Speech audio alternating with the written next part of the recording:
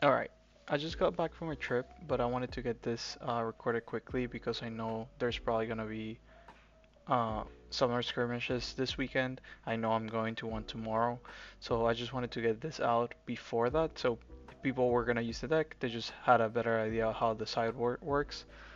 We're gonna go over 8 of the most popular matchups, and then I'll just walk through the changes that we make, which cards we put in, and kind of like how to approach each matchup. Also, this is the updated list. I put in the third gust between the main and the side, so we play one in the main instead of the charm. And then I took out, I don't remember which card from the sideboard, but we added a white flame from the sideboard. Other than that, is the same deck as before. For Kaisa, I made the entire video, the previous video about it, so I'm not gonna go super in depth in here, but essentially we got one Defy and one Rebuke because they're not that great in this matchup, and we bring in one Gust and one Windwall.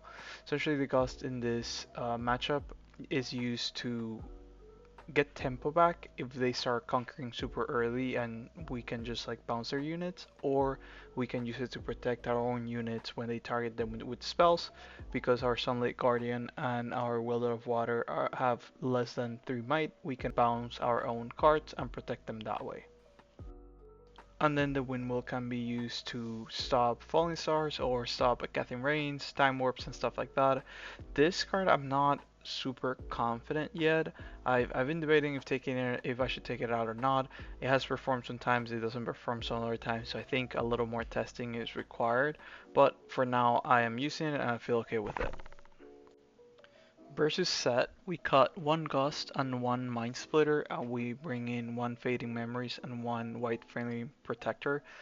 Fading Memories against Sett is super good because the interaction of temporary and effects like Sonya's Hourglass and Sett's Legend ability means that they cannot save their unit because it would die again and again and again. So they cannot save their units in any way, shape, or form. So we can always kill one of their units with Fading Memories, and then White Flame Protector is just because now there's a lot of sets that play the yellow set. So if they do a setup in a battlefield and they put a ton of might, we can use the White Flame to essentially crack their battlefield. Sett is actually one of our best matchups. The deck is very linear. They usually just do 1 or 2 plays per turn, and they just do a simple attack and that's it. They're in general weak to purple because we can easily push them back or we move around the battlefield and they cannot do much. Here in this matchup, Defy is very important because you counter every single one of their spells, and their spells like Showstopper, the one that gives you the +3 might, or the one that readies their units, taking out the buffs, are the ways that they do extra plays per turn. So that's what we need to stop with the defies. Also, Hidden Blade. A lot of them play Hidden Blade on the sideboard, which they are gonna bring in against Yasuo.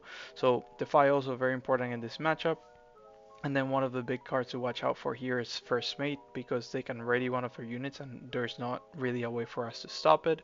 So just when you do your plays, keep in mind that they can untap one of their creatures again and try to attack again with the First Mate.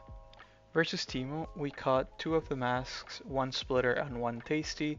The reason for the mask is in this matchup the might difference of the +1 is not that important. When they do their monk and Teemo plays and stuff like that, they usually go to very high might. Mundo, same thing, so the +1 doesn't really do much. And we bring in 2 Gusts, 1 Cane, and 1 White Flame Protector. In this matchup, what we want to do is always keep them off the battlefield, so that's why we have Gusts. A lot of Teemos are now running Sprite Maulers and then Sprite Calls, so gusting one of their tokens is really good for us, and that way delays them from capturing one of the battlefields, so they cannot set up for a whole turn. So they really rely on those sprites to get that accelerate unit, get it in quickly, and then start hiding cards. If they manage to conquer a battlefield, we use the cane and the sideboard. The idea here is if we can use cane to activate his ability of not taking damage and then move him onto the battlefield that the Teemo is occupying, they're going to be forced to reveal whatever hidden cards they have there. So it's something that we can keep recurring every single turn. Every time that they set up, we can do the same thing. Move Kane, move him into the battlefield. He's immune essentially. He cannot take damage, and then they need to start flipping all of the hidden cards, and we can reveal the cards for free. And then the last card that we have is the White Flame, kind of like the same idea with Sett. We just get the +8 might, and then if they have already an established board, we can get enough might to break that board, and sometimes that's even enough to take out a Mundo.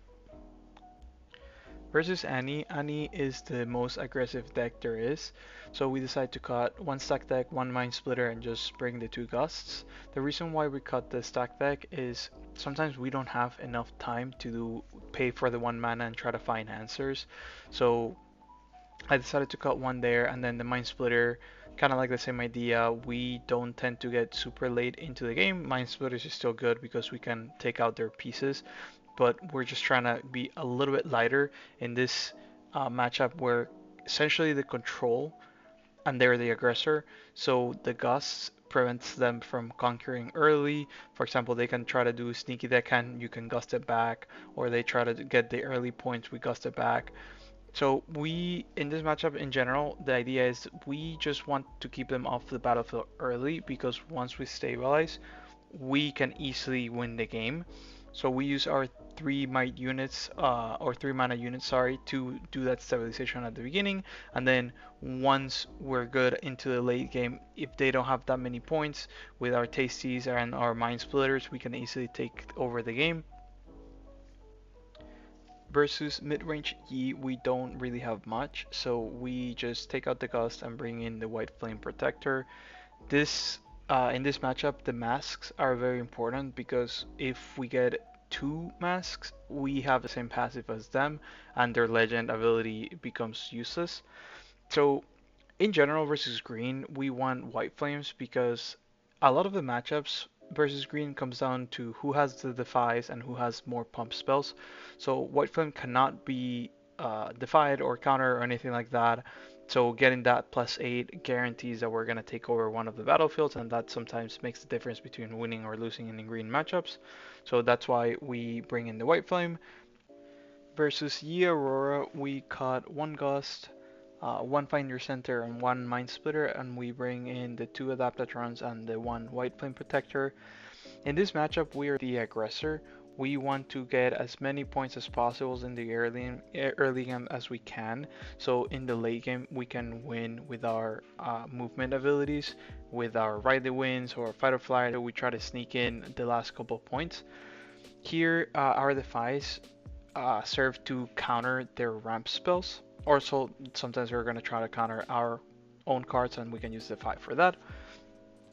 We leave it tasty instead of a Mind Splitter in this matchup, because Accelerate is very important versus Aurora Yi, since they're kind of like slow, and when they finally get online, they take a while to be able to take both battlefields, so we can use the Accelerate to still get a couple points easily. And then the way that we use the Adaptatron here is very, very important. So I always try to protect him.